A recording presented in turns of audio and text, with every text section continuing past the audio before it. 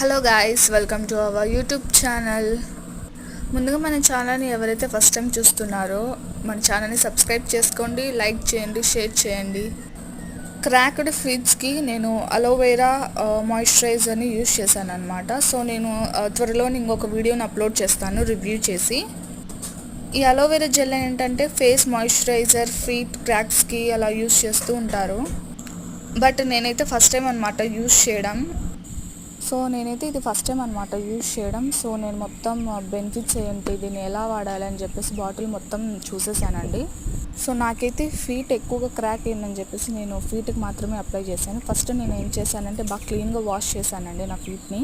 దాని తర్వాత నేను ఈ అలోవెరా మాయిశ్చరైజర్ని అప్లై చేశాను. మనం ఒక 2-3 టైమ్స్ ఎక్కువగా రబ్ చేస్తూ ఉంటే అది అనేది అబ్జర్వ్ అవుతుందండి మన ఫీట్లోకి.